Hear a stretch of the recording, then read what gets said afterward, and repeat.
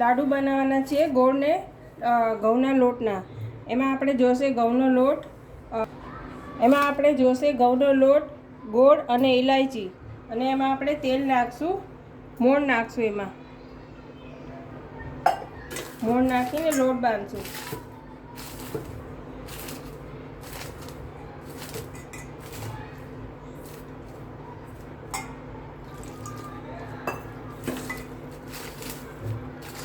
કઠણ લોટ બાંધવાનો એટલે કડક ભાખરી થાય.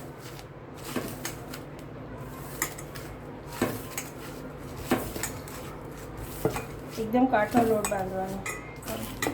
હવે થોડું થોડું આપણે પાણી નાખીને લોટ બાંધી લેવાનો. એકદમ કઠણ આપણે આવો કઠણ લોટ બાંધવાનો છે. આવો એકદમ આંગળી નાખું છે ને એવો. હવે સૂપી લઈશું. રેડી થઈ ગયો છે. આપણે હવે બંને ભાખરી કરશું. આવો કઠણ લોટ બાંધવાનો બનાવશું. હવે આપણે ગેસ ચાલુ કરશું અને ભાખરી વણી નાખશું. થોડી ભાખરી જાડી કરવાની એટલે સારી થાય.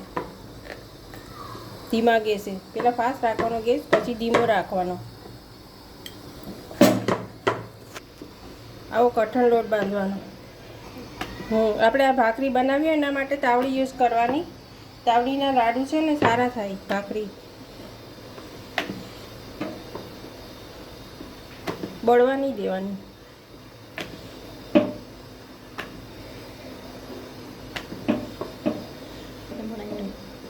હવે આપણી ભાખરી વણાઈ ગઈ છે. હવે આપણે તાવડી ગરમ થઈ ગઈ છે. આપણે નાખી દઈશું. બીજી ભાખરી વણી લઈશું. હવે આપણે પાછળ ફેરવશું. એક બાજુ થઈ ગઈ છે તો ચાલે વાંધો નહીં. બે બાજુ થઈ ગઈ છે પણ આ થોડી તૂટી ગઈ છે એટલે મોણ વધારે હોય ને એટલે તૂટી જાય. કંઈ વાંધો નહીં આવે, તમે કરશો તો પણ.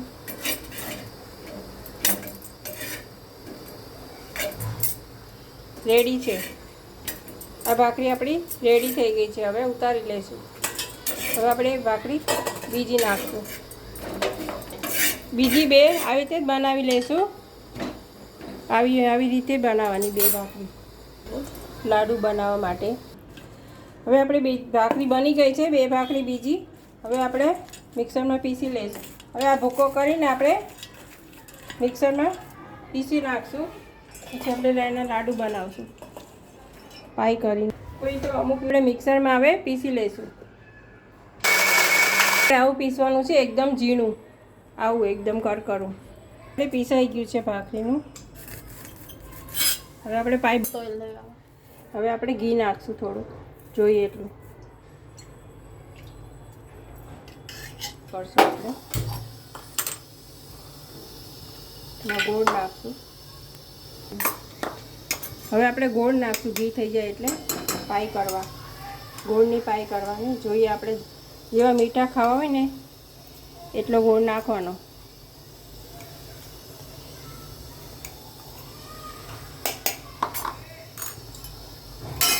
ગોળની પાઈ કરશું આપણે. ગોળ એકદમ મેશ થઈ જાય ને ઘી સાથે, પછી ભાખરીનો લોટ નાખી દેવાનો. હવે આપણી પાઈ તૈયાર છે. ગોળને એકદમ ગોળ મેશ થઈ ગયો છે. હવે આપણે એમાં લોટ ભાખરીનું દળેલું નાખી દઈશું. ગેસ બંધ કરશું આપણે. હવે મિક્સ કરી દઈશું. આવી રીતે કરવાનું.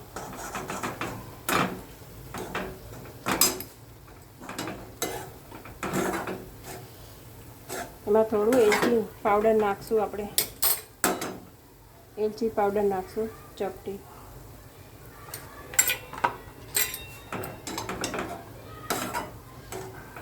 બધું મિક્સ કરી દઈશું. ઠરે ને એટલે આપણે લાડુ વાળી દઈશું.